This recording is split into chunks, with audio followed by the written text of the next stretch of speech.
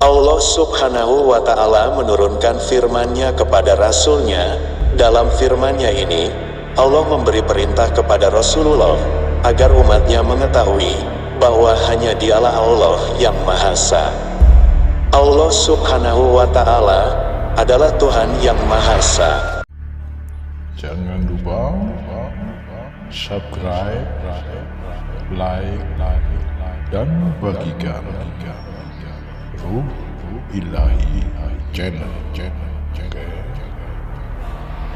Subscribe.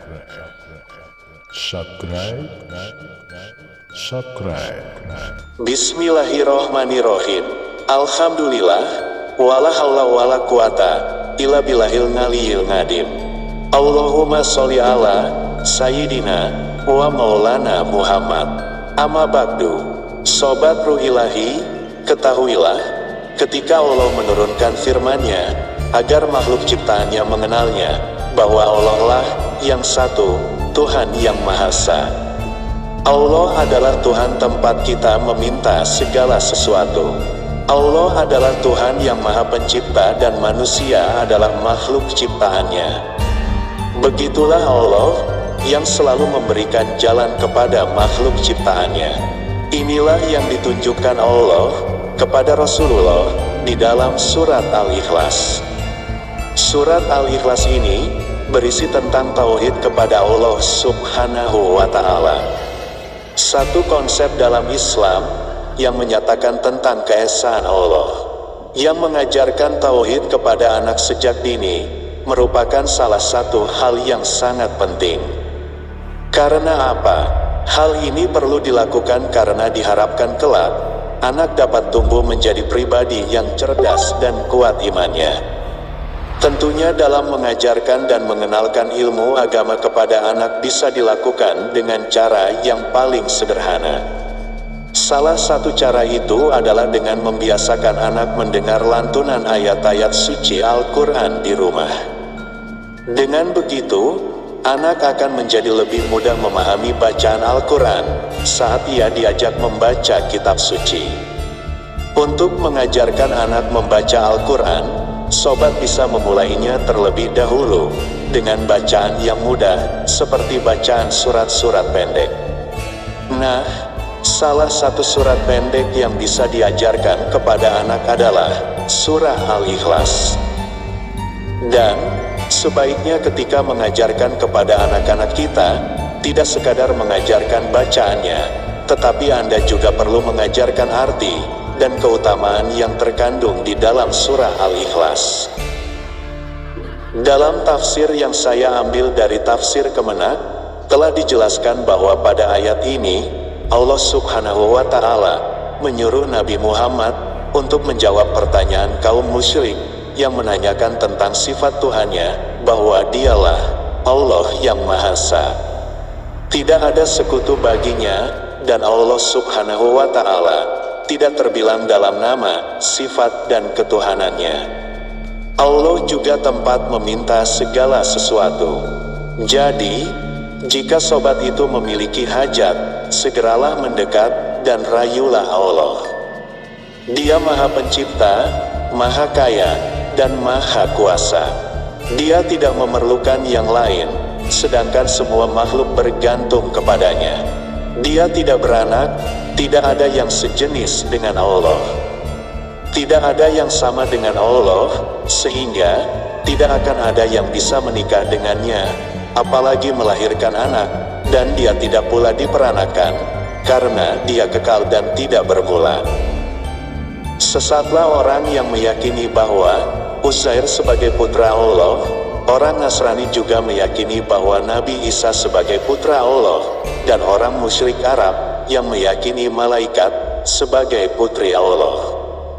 Masih lanjut tentang tafsir dari Kemenak ini, pada ayat terakhir, yang menyebutkan bahwa Allah tidak ada sesuatu yang setara dengan Dia, baik dari segi zat, sifat, maupun tindakannya. Sobat Ruh Ilahi, di sini saya akan bagikan tentang keutamaan dari surah Al-Ikhlas ini. Yang pertama, bisa menyelamatkan orang yang membacanya dari kesulitan dunia dan kesulitan akhirat. Selain itu juga mampu menyelamatkan dari kesulitan sakaratul maut, dan juga menyelamatkannya dari gelapnya alam kubur, dan dari seramnya hari kiamat. Meskipun termasuk ke dalam golongan surat pendek, surat Al-Ikhlas ini kedudukannya setara dengan sepertiga Al-Quran loh. Surat Al-Ikhlas yang menggambarkan keesaan. Surat Al-Ikhlas merupakan salah satu surat yang memiliki arti suci atau murni, maka dari itulah surat Al-Ikhlas ini disebut-sebut sebagai surat yang menggambarkan keesaan Allah. Surah Al-Ikhlas memiliki arti memurnikan keesaan Allah SWT. Terdapat banyak keutamaan jika kita mengamalkan surah Al-Ikhlas. Salah satunya yakni membaca Al-Ikhlas 1 kali setara dengan membaca sepertiga Al-Quran. Rasulullah Shallallahu Alaihi Wasallam bersabda, "Demi Allah yang jiwaku di tangannya, sesungguhnya surah Al-Ikhlas sebanding dengan sepertiga Al-Quran." Jika surah Al-Ikhlas diistiqomahkan membacanya setiap selesai salat, baik salat fardu maupun sunnah, maka akan dimudahkan jalan menuju surga. Insya Allah, dengan membaca surah Al-Ikhlas, juga bisa menjadi perantara untuk memperlancar rezeki lo. Lalu, bagaimana caranya? Nah, sobat bisa amalkan nih, dengan membacanya, surah Al-Ikhlas sebanyak 1000 kali secara istiqomah. Bacalah surah Al-Ikhlas dengan penuh ketekunan, dan dengan maksud memohon kepada Allah, agar dimudahkan dalam urusan rezeki. Insya Allah, ini bukan hanya untuk orang tua, tetapi juga bisa dibiasakan kepada anak sejak ia masih kecil. Apa yang menyebabkan Allah menurunkan surat Al-Ikhlas ini? Bermula dari pertanyaan orang-orang kafir, yang menanyakan kepada Rasulullah mengenai Allah Subhanahu wa Ta'ala. Hal ini disebutkan dalam sebuah hadis dari Ubay bin Ka'ab radhiyallahu anhu bahwa orang-orang musyrik berkata kepada Rasulullah Shallallahu Alaihi Wasallam, "Sebutkan nasab Rabbmu kepada kami." Dari peristiwa inilah maka Allah menurunkan, "Katakanlah, Dialah Allah yang Maha Esa." Hadis riwayat Tirmidzi. Sobat Ruh Ilahi yang dirahmati Allah Azza wa Jalla, berikut ini bisa saya bagikan beberapa manfaat surat Al-Ikhlas. Pertama, untuk mencapai apa yang diinginkan serta dijauhkan dari segala mara bahaya, maka bacalah surat Al-Ikhlas ini sebanyak 1000 kali. Waktu membacanya di antara sholat maghrib dan sholat isya. Setelah selesai, berdoalah kepada Allah dengan sungguh-sungguh, agar apa yang diharapkan dan dicita-citakan dikabulkan oleh Allah serta dijauhkan dari segala mara bahaya. Kedua, diselamatkan dari maksud orang jahat dan aniaya. Surat Al-Ikhlas juga bisa membuat kita diselamatkan dari orang jahat. Selain itu, bacalah Ya Somad sebanyak 134 kali dengan istiqomah secara terus-menerus dan dijadikan amalan sehari-hari, maka insya Allah akan diselamatkan dari orang-orang jahat. Ketiga, bisa menyembuhkan rasa sakit pada tubuh. Aisyah radhiyallahu anhu berkata, apabila Rasulullah Shallallahu Alaihi Wasallam mengadu merasa sakit pada bagian badannya, Baginda Rasulullah selalu membaca surat Al-Ikhlas, Al-Falaq, dan An-Nas pada telapak tangan yang kanan, kemudian mengusapkannya pada bagian yang terasa sakit, yaitu dengan membacanya. Keempat, setan tidak akan mampu menggoda orang yang selalu membaca surat Al-Ikhlas. Seperti yang dikatakan Ali bin Abi Thalib, ia berkata, Nabi Muhammad bersabda, barang siapa yang membaca surat Al-Ikhlas sebanyak 11 kali, setiap selesai salat subuh, maka setan tidak akan dapat menggodanya untuk melakukan perbuatan maksiat.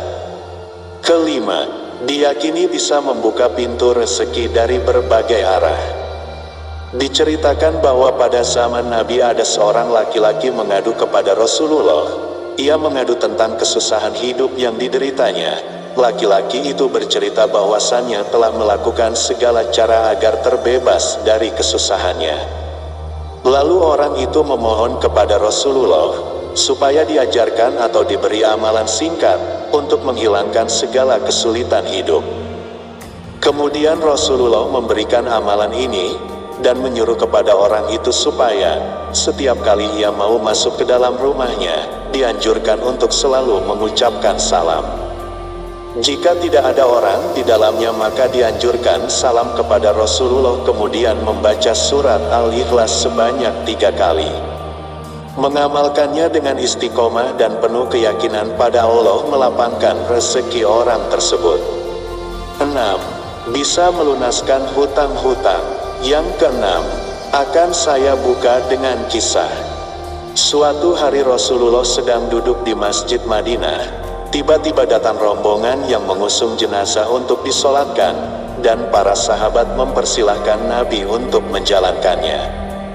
Beliau bertanya, apakah mayit ini meninggalkan hutang? Mereka menjawab, ya benar, dia meninggalkan hutang sebanyak 4 dirham. Lalu beliau bersabda, saya tidak mau mensolatkan mayat yang punya hutang, maka kamu solatkan dia. Melihat hal dan kejadian tersebut, malaikat Jibril datang seraya berkata, wahai Rasulullah, Allah berkirim salam kepadamu. Dia berfirman, aku sudah mengutus Jibril untuk menyamar seperti mayat itu, dan sudah melunaskan hutangnya. Tegakkanlah, solatkan dia, karena dia sudah diampuni Allah, dan barang siapa yang ikut mensolatkannya, niscaya diampuni Allah pula dosanya. Rasulullah pun bertanya kepada Jibril, wahai Jibril, dari mana dia memperoleh kehormatan ini? Jibril pun menjawab, dia mendapat kehormatan itu karena setiap harinya dia membaca 100 kali Qul huwallahu ahad. Surat Al-Ikhlas, di dalamnya terdapat keterangan tentang sifat-sifat Allah dan pujian terhadapnya. Nah sobatku, dari kisah ini menunjukkan kepada kita bahwasannya, barang siapa yang membaca surat Al-Ikhlas sebanyak 100 kali di setiap harinya, maka Allah subhanahu wa ta'ala akan melunaskan hutang-hutangnya sebelum ia mati. Yang ketujuh, Rasulullah Shallallahu Alaihi Wasallam bersabda, barang siapa membaca surat Al-Ikhlas pada saat sakit yang membawa pada kematiannya, niscaya mayatnya tidak akan busuk dalam kuburnya.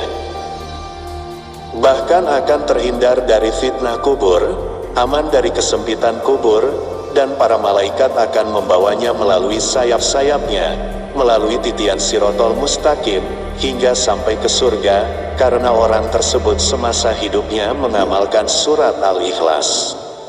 Kedelapan, dari cerita Anas bin Malik, bahwasanya Rasulullah Shallallahu Alaihi Wasallam bersabda, barang siapa yang membaca Qul huwallahu ahad atau surat Al-Ikhlas sebanyak 50 kali, niscaya diampuni dosa-dosanya selama 50 tahun.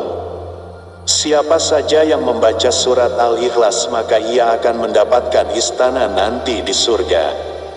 Dari Anas bin Malik radhiyallahu anhu, Rasulullah bersabda, barang siapa membaca Qul huwallahu ahad atau membaca surat Al-Ikhlas sebanyak 10 kali, maka akan dibangunkan oleh Allah untuknya satu istana di dalam surga. Masya Allah, begitu mulia dan maha kayanya Allah itu. Hanya dengan membaca firman-Nya, kita mendapatkan hidayah pahala yang sangat-sangat luar biasa. Demikianlah syiar yang saya sampaikan hari ini. Semoga bermanfaat serta bisa mempertebal keimanan kita terhadap Allah subhanahu wa ta'ala. Amin. Wabillahi taufiq wal hidayah. Wassalamualaikum warahmatullahi wabarakatuh.